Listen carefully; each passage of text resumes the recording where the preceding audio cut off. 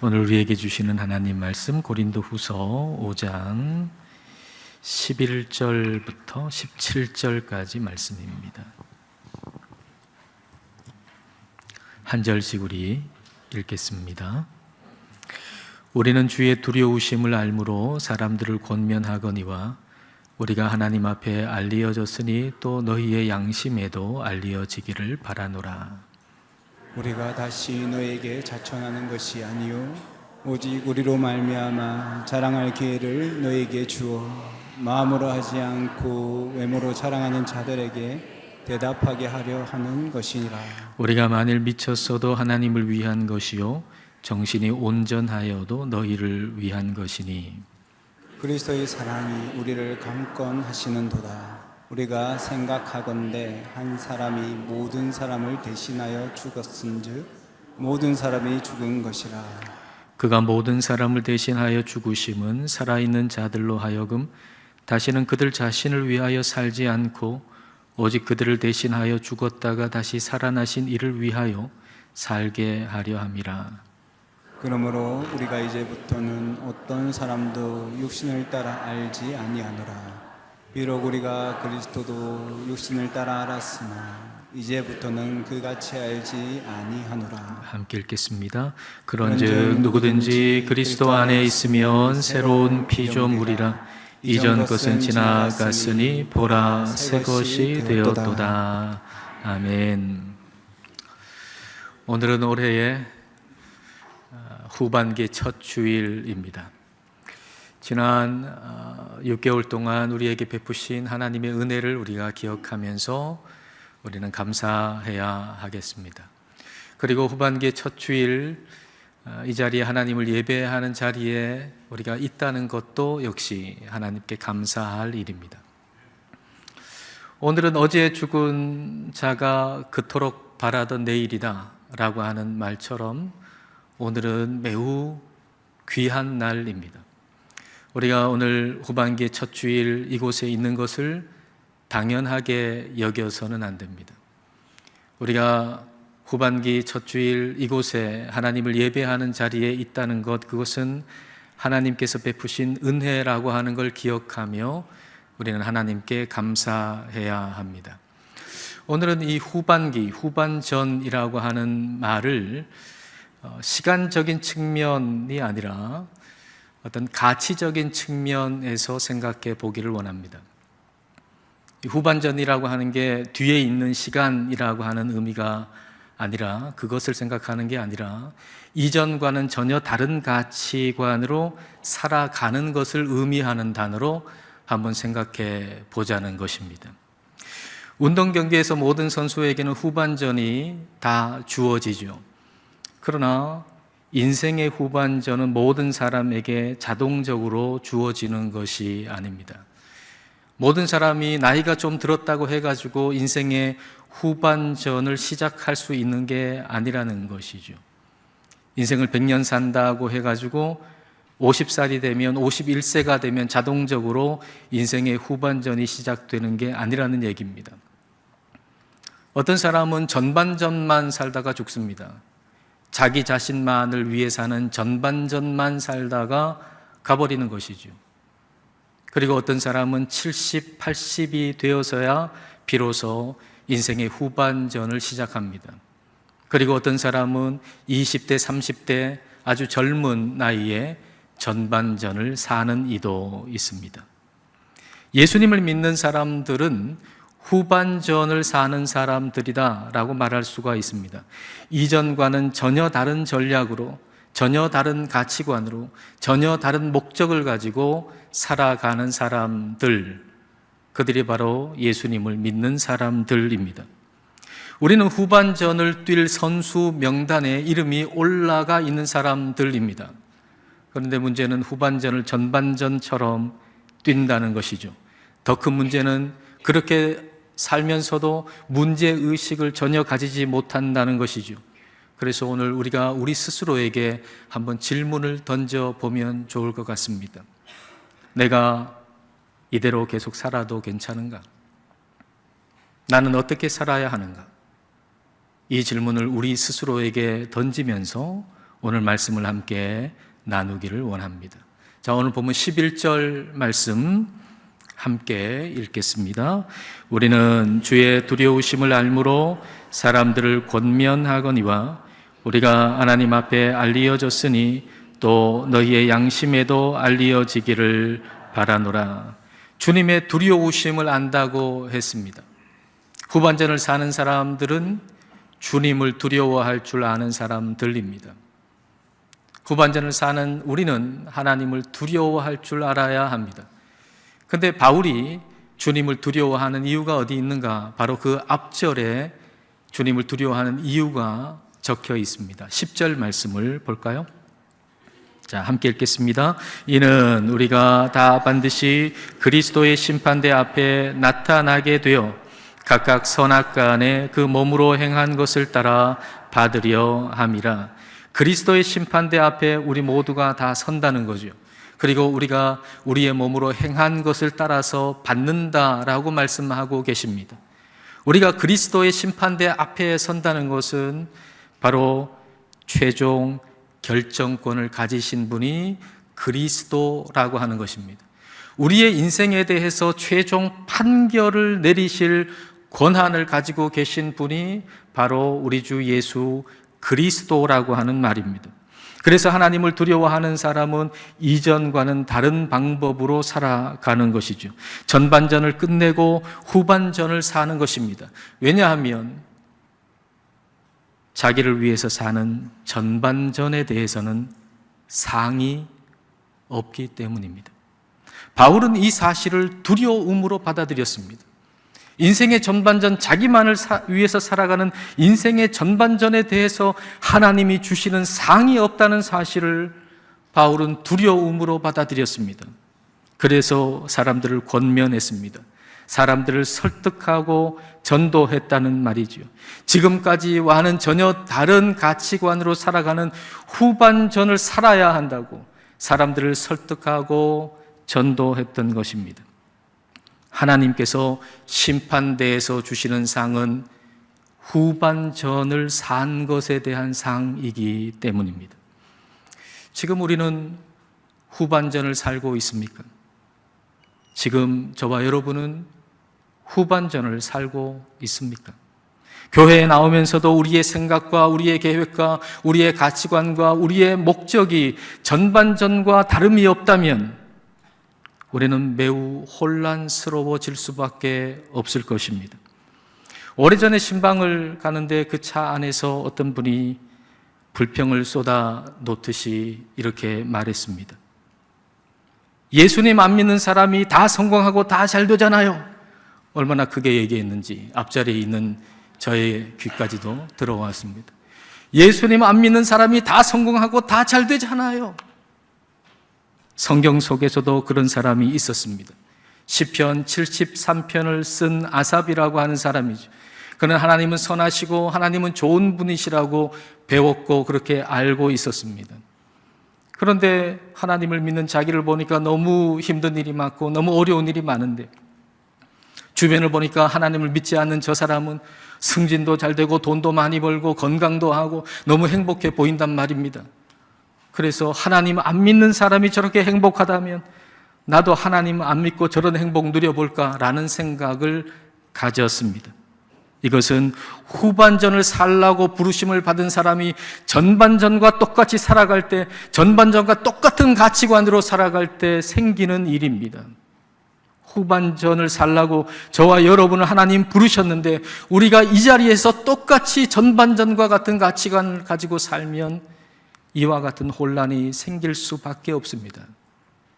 이 문제가 언제 해결됐습니까?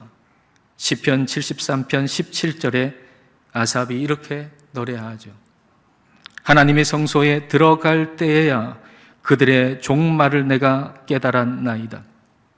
하나님의 성소에 들어갈 때에야, 내가 주님 안에 거할 때에야, 내가 주님을 다시 만날 때에야 그때 비로소 그들의 종말이 무엇인지, 그들의 끝이 무엇인지를 깨닫고 알게 되었다는 것입니다. 오늘 말씀으로 다시 풀어본다면 이 세상이 전부가 아니라 죽음 이후에 하나님의 심판, 그리스도의 심판대가 있다는 것을 분명히 깨닫고 나서야, 분명히 알고 나서야 전반전의 성공에 대해서는 부러워할 것이 못 된다는 걸 깨달았다는 얘기예요. 죽음이 끝이라고 생각했을 때는 이 세상에 살아가는 사람들의 모습이 참 저렇게 살아도 참 행복하구나, 예수님 없이도 행복하게 살 수 있구나 라고 생각했는데, 그게 아니라 죽음 이유가 있으며 그리스도의 심판대가 있다는 걸 분명히 알고 난 다음에 보니 전반전의 성공에 대해서 부러워할 일이 아니다라고 하는 걸 깊이 깨닫게 되었다는 것입니다. 후반전을 시작하지도 못하고 전반전 인생으로만 끝낸 그 인생이 얼마나 불쌍한 인생이냐라고 하는 걸 알았다는 것입니다. 전반전의 삶이 아무리 화려해도 전반전의 삶에 대해서 주어지는 상은 없습니다. 전반전의 삶이 아무리 성공한 것 같고 아무리 화려해도 전반전의 삶에 대해 하나님이 칭찬해 주시는 칭찬은 없습니다. 그러므로 전반전의 삶이 아무리 성공적인 것처럼 보일지라도 여러분 부러워하지 마십시오.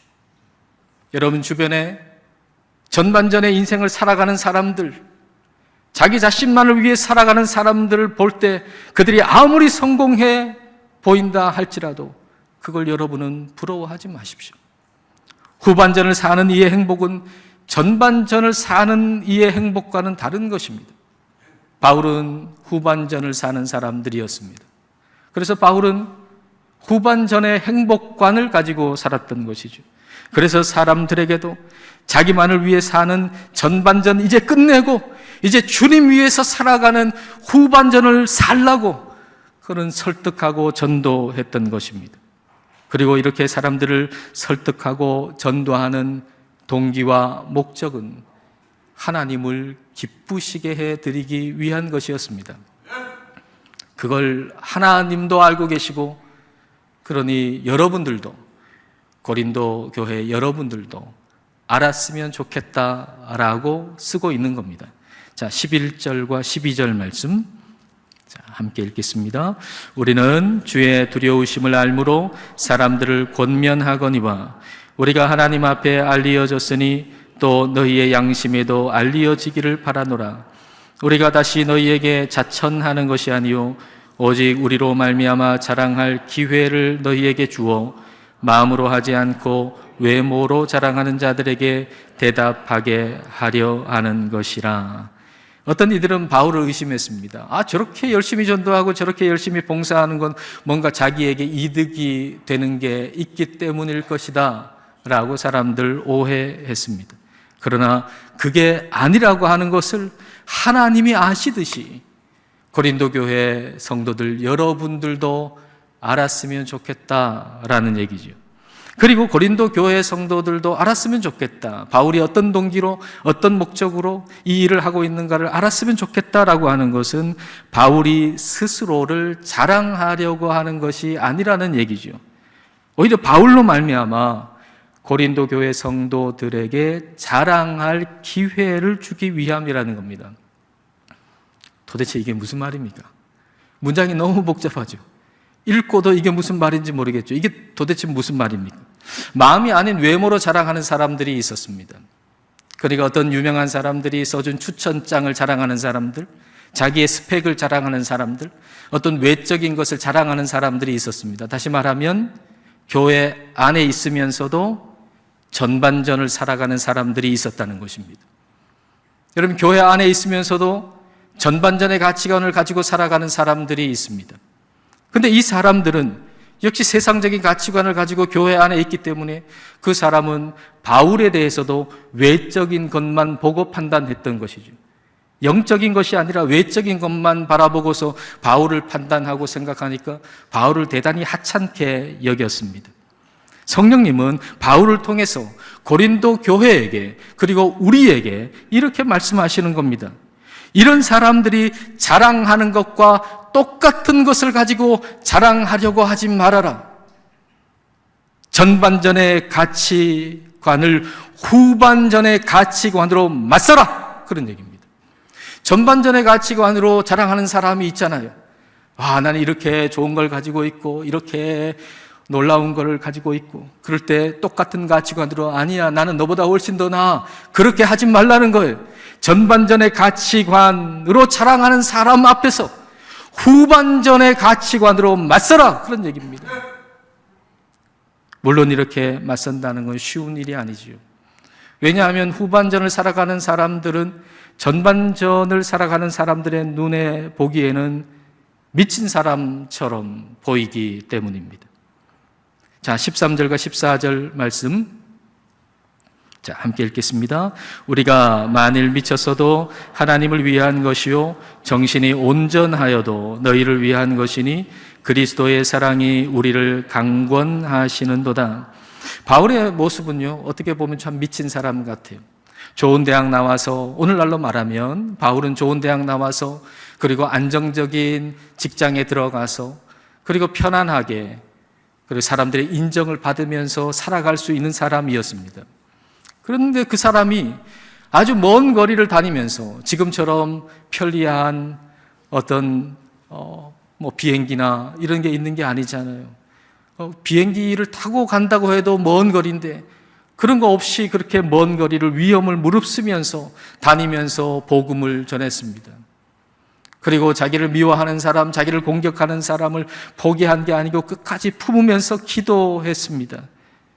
이건 미친 것처럼 보이죠. 그러나 그렇게 한 것은 하나님을 위해서 그렇게 했다는 것입니다. 그러나 항상 미친 사람처럼 보이는 건 또 아닙니다. 사람들을 위해서 기도할 때 사람들이 알아들을 수 없는 방언으로 기도한 게 아니라 그 사람을 위해 기도할 때 사람이 알아들을 수 있는 말로 기도를 해준 거죠. 그리고 성경을 가르칠 때 사람들이 이해할 수 있는 방식으로 성경을 가르쳤어요. 그리고 편지를 쓸 때 그 누구보다도 논리적으로 편지를 썼습니다. 그렇게 한 것은 사람들을 위해서 그렇게 했다는 것이죠. 이렇든 저렇든 바울이 한 모든 행동의 동기는 바로 그리스도의 사랑이었다는 겁니다. 그리스도의 사랑이 강권하여서 그리스도의 사랑이 바울을 꽉 잡고 있어서 바로 그런 결정들, 그런 행동들이 나왔다는 것이죠. 바울의 결정은 주님의 압도적인 사랑에 대한 반응이었던 것입니다. 후반전을 사는 사람은 그리스도의 사랑에 대해 반응하는 사람입니다. 후반전을 사는 사람은 누군가? 그리스도의 압도적인 사랑을 알고 그 사랑에 반응하는 사람이 후반전을 사는 사람입니다. 전반전을 사는 사람은 자기 이득에 반응하고 자기의 이득이 극대화되는 것을 성공이라고 얘기합니다. 전반전의 성공이죠. 그럼 과연 이 전반전의 성공이 과연 진짜 성공일까요? 알베르트 스피어라고 하는 사람은 건축자였습니다.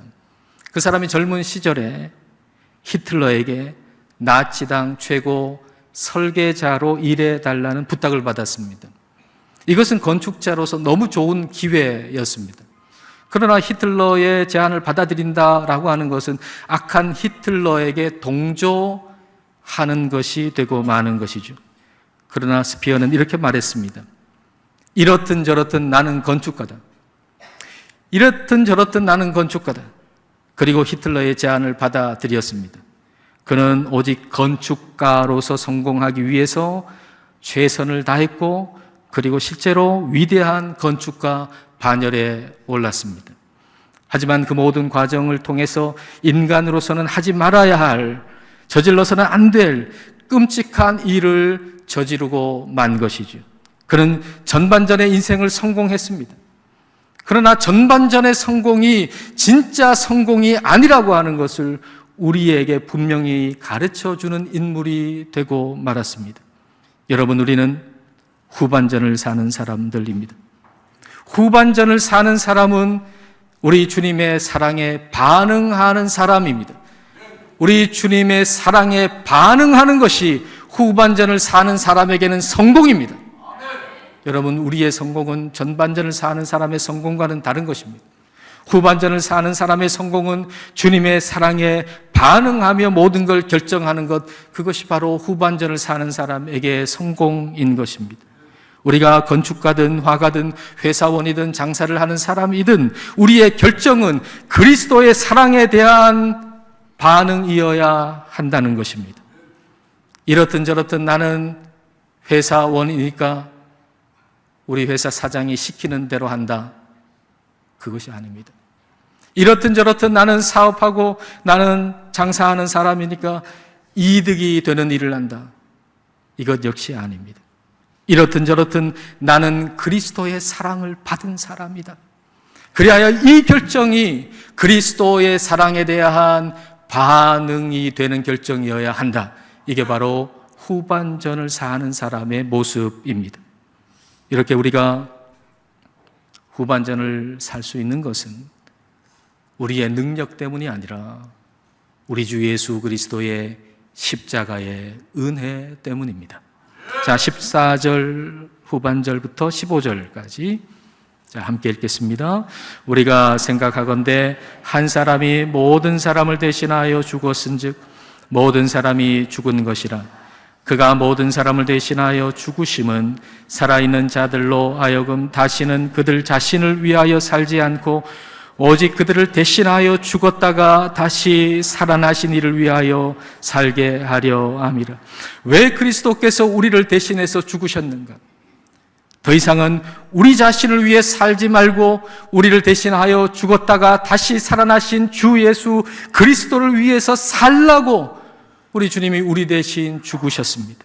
나를 위해 사는 전반전을 이제 끝내고 주님 위해 살아가는 후반전을 살라고 우리 주님께서 우리를 대신하여 죽으셨습니다. 십자가의 은혜가 후반전을 살라고 하는 휘슬인 것이죠. 십자가의 그 은혜가 후반전을 알리는 우리 주님의 휘슬인 것입니다. 전반전은 이제 끝났습니다. 이제부터는 후반전을 살아야 합니다. 자기 중심에서 주님 중심으로 바뀌어야 합니다. 16절 말씀 함께 읽겠습니다. 그러므로 우리가 이제부터는 어떤 사람도 육신을 따라 알지 아니하노라. 비록 우리가 그리스도도 육신을 따라 알았으나 이제부터는 그같이 알지 아니하노라. 이제부터는 후반전을 살아야 합니다. 이전과 똑같은 관점으로 사람을 보고 이전과 똑같은 관점으로 예수 그리스도를 보는 것이 아니라 완전히 다른 가치관으로 우리는 후반전을 살아야 합니다. 후반전을 사는 사람은 오직 주님 안에 거하는 사람입니다. 자, 17절 말씀 너무나도 유명한 구절이죠. 자, 함께 읽겠습니다. 그런즉 누구든지 그리스도 안에 있으면 새로운 피조물이라. 이전 것은 지나갔으니 보라 새 것이 되었도다. 누구든지 그리스도 안에 있으면 새로운 피조물이다. 새로운 창조가 이루어진다. 이전 것은 지나가고 새 것이 되었도. 누구든지 그리스도 안에 있으면 이제 인생의 전반전은 끝나고 인생의 후반전이 시작된다라는 말씀입니다.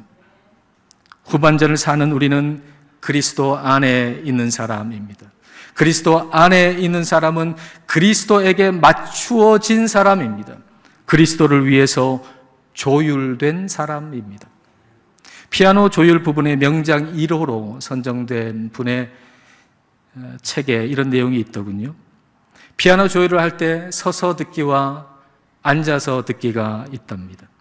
조율사는 조율을 할 때 마지막에는 서서 듣기를 한답니다. 왜냐하면 그래야 청중이 그 연주를 들을 때 고르게 들을 수 있기 때문이라는 것이죠. 연주자가 앉아서 연주하잖아요. 조율하는 사람이 앉아서만 조율을 하면 이 연주자에게는 좋을지 모르겠지만 그 연주를 듣는 청중은 고르게 그 음을 연주를 들을 수 없기 때문에 마지막에는 서서 듣기를 한다는 겁니다. 전반전의 조율은 앉아서 듣기입니다. 내게 좋으면 그만인 것이죠. 나만 좋으면 그만인 것입니다. 그래서 우리 주님, 우리의 인생의 연주를 들으실 때 좋지 않게 들리실 수 있는 것입니다. 그러나 후반전의 조율은 서서 듣기입니다. 내 인생의 연주가 좀 불편하고 내가 듣기에 내 삶에 내가 좀 불편하고 내게는 좀 어려움이 있을 수 있으나 우리 하나님께서는 그걸 기쁨으로 들으시는 것입니다. 그리고 하나님이 기뻐하시는 것이 나의 기쁨이 되는 것이죠. 여러분, 후반전의 기쁨은 전반전의 기쁨과는 달라요. 후반전의 기쁨은 바로 우리 주님이 기뻐하시는 것이 내 기쁨이 되는 것입니다. 그리스도 안에 있다는 것은 그리스도에게 맞추어 사는 것입니다. 그리스도의 심판대에서 우리 인생에 대한 그리스도의 평가에 맞추어 살아가는 것입니다. 그리스도의 심판대에서 주시는 상은 후반전을 산 것에 대한 것입니다. 그리고 그리스도의 십자가의 은혜는 우리로 하여금 후반전을 살 수 있게 만들어 주셨습니다. 오늘 우리의 감사는 그리스도의 십자가의 은혜가 우리에게 후반전을, 인생의 후반전을 살 수 있게 해 주셨다는 것, 그게 오늘 우리의 감사입니다. 우리가 나만을 생각하면서 살아갔던 그 인생의 전반전에 대해서 우리 주님께서 징계하지 않으셨다는 것이죠. 여러분, 충분히 우리를 징계하실 수 있지 않겠습니까? 우리가 지난날 우리만을 위해서 살아갔던 그 인생의 전반전을 가지고서 우리 주님께서 우리를 징계하시더라도 우리가 무슨 말을 할 수가 있겠습니까? 그러나 우리 주님은 우리를 그것 가지고 징계하시는 것이 아니라 오히려 우리 대신 십자가에서 죽으심으로 우리 모두에게 인생의 후반전을 살 수 있게 해 주셨습니다.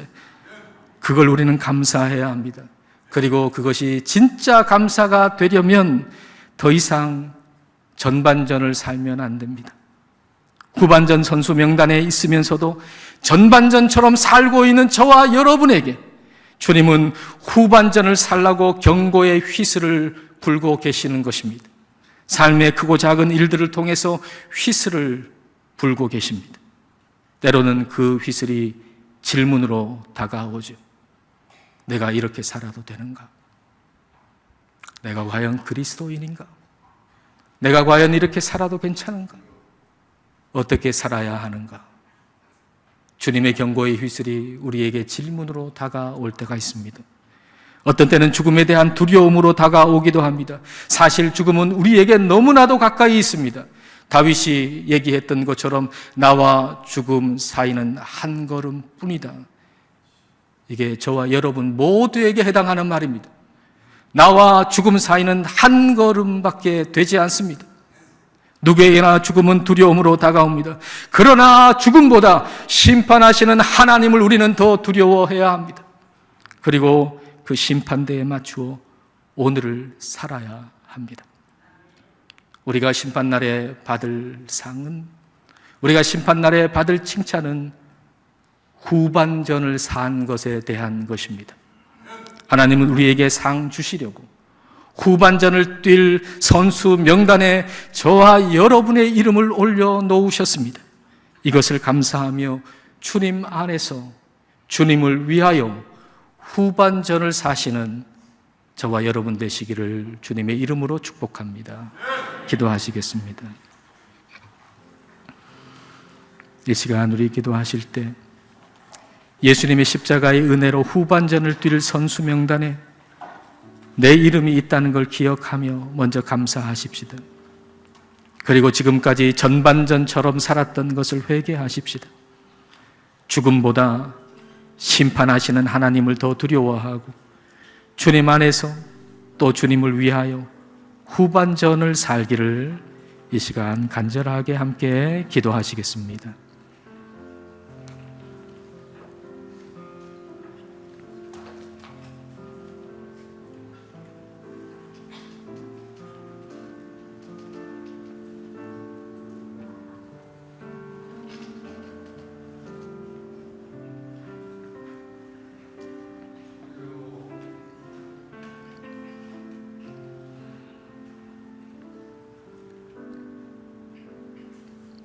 모든 인생의 주인 되시는 하나님 아버지, 지난 전반기에 은혜를 베푸시고 후반기에 첫 주일을 주심을 감사드립니다. 시간적으로 후반기만이 아니라 그리스도의 십자가의 은혜로 말미암아 주님을 위해 사는 인생 후반전을 뛸 명단에 우리를 올려주심을 감사드립니다. 그러나 주님, 우리는 아직도 전반전처럼 살고 있습니다. 심판하시는 주님을 두려워하기보다 죽음을 두려워하며 주님 기쁘시게 해드리는 후반전의 삶을 꿈꾸기보다 세상을 부러워하며 아직도 전반전을 살고 있습니다. 성령님, 이제부터는 주님을 두려워하며 주님의 압도적인 사랑에 반응하고 주님 안에서 또 주님을 위해서 조율되어 후반전을 살게 하옵소서. 예수님 이름으로 기도드립니다. 아멘.